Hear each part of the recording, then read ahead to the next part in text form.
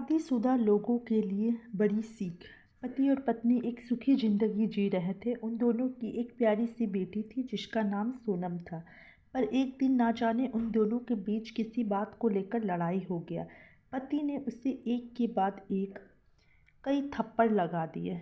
हमेशा हर सिचुएशन को शांति से हैंडल करने वाली पत्नी भी इस बार इतनी अशांत हो उठी कि उसने अपनी चप्पल ही निकालकर पति की ओर फेंक दी। चप्पल पति के बालों को छूते हुए निकल गई। ये किस्सा यहीं पर ख़त्म हो सकता था, मगर पति ने इसे अपनी मर्दानगी का विषय बना लिया और बात बद से बदतर होती चली गई। रिश्तेदारों ने भी आग में घी का काम किया। किसी ने कहा, जो औरत अपने पति को चप्पल से मार सकती है वो ना ही वफादार हो सकती है और ना ही पतिव्रता।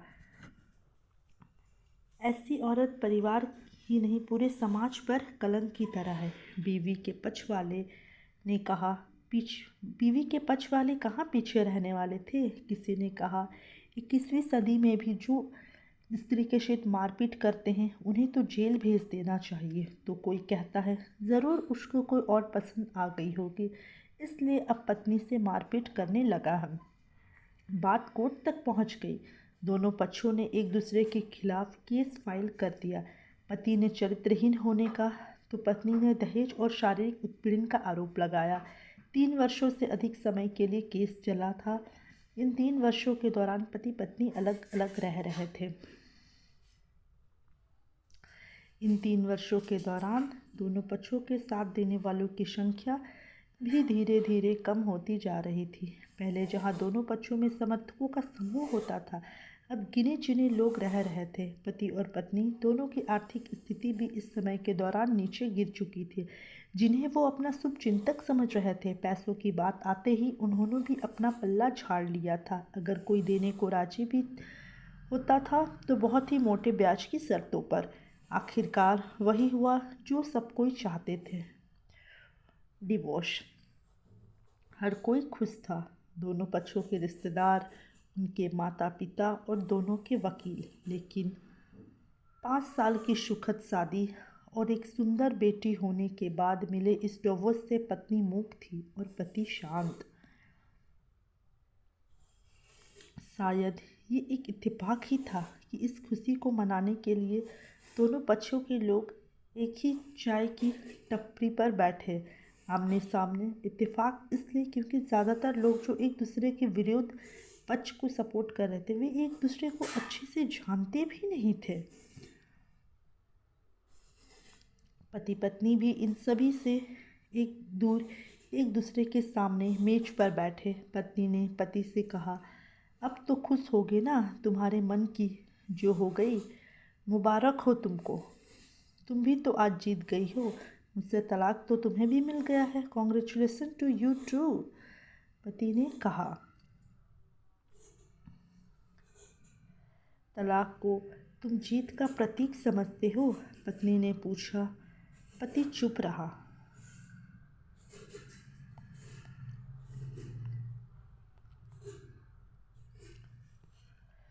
थोड़ी देर की शांति के बाद पति ने कहा, मुझे तुम्हें 5 लाख रुपए अभी और हर महीने 8,000 रुपये देने का आदेश दिया गया है। अभी मेरे पास पैसे नहीं हैं, इसलिए मेरा जो सिटी में फ्लैट है उसे तुम्हारे नाम कर देता हूँ। पत्नी बोली, लेकिन उस फ्लैट की कीमत तो 18 लाख की है। हाँ, लेकिन हमारी बेटी तुम्हारे साथ है और आगे जाके उसके खर्चे भी बढ़ेंगे तो तुम्हें थोड़ी आसानी होगी, पति ने कहा।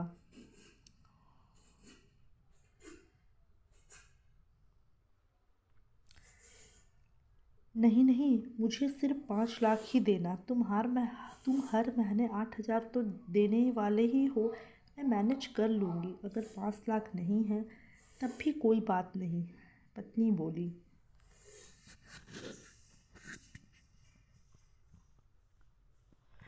दोनों फिर से शांत हो गए।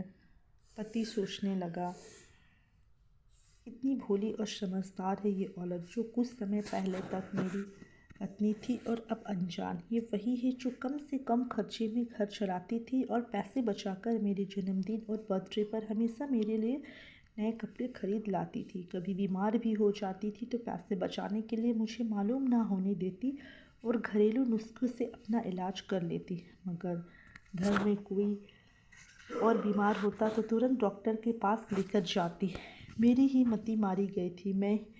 मैं ही अपनी झूठी मर्दानगी के चक्कर में इतनी बड़ी गलती कर बैठा। पत्नी के दिमाग में भी उथल पुथल चल रही थी। अभी भी वैसा का वैसा ही है।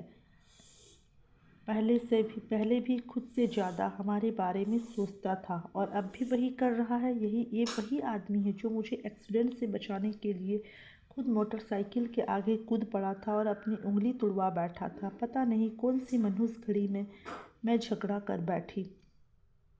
पति ने मौन तोड़ते हुए पूछा, अब तुम्हारे कमर का दर्द कैसा है? ज़्यादा तकलीफ तो नहीं होता? पत्नी हल्का सा मुस्कुराई और बोली, अभी भी होता है। अब तो पेट में भी क्रम्स उठते हैं। वो तो होगा ही। तुम योगा या कसरत भी तो नहीं करती हो। अब किसी गायनोकोलॉजिस्ट को ज़रूर दिखा देना। पति ने कहा, तुम बताओ तुम्हारा अस्थमा कैसा है? अभी क्या अभी दौरे पड़ते हैं? पत्नी ने पूछा। हाँ पढ़ते हैं, पहले से ज़्यादा, क्योंकि अक्सर निहल भूल जाया करता हूँ। याद दिलाने के लिए तुम जो नहीं हो अब, पति बोला। पत्नी की आंखों में आंसू आ गए। वो बोली, तुम्हें मेरे चरित्र पर सवाल नहीं उठाने चाहिए थे तो ये परिस्थिति आती ही नहीं।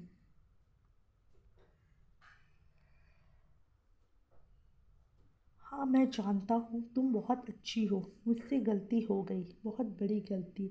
मैं लोगों के बहकावे में आ गया था, पति बोला।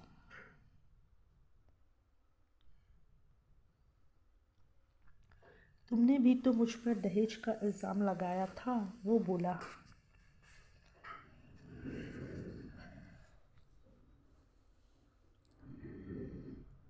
गलत था और इस बात का मुझे भी पछतावा हुआ, पत्नी ने कहा।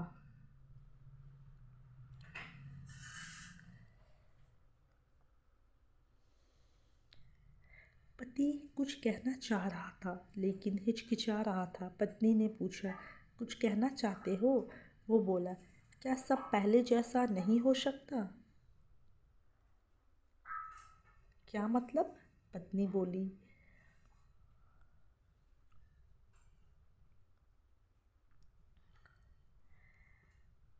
मतलब कि हम फिर से पहले की तरह पति पत्नी बनकर सच्चे दोस्त बनकर नहीं रह सकते, पति बोला। पर ये डिवोर्स के पेपर दिखाते हुए पत्नी ने कहा।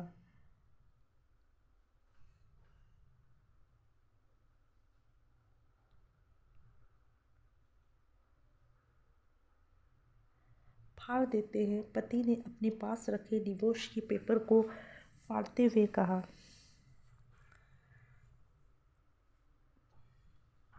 पत्नी ने भी अपने पास रखे पेपर फाड़ दिए। सभी हैरान थे, वकील, रिश्तेदार और माँ बाप।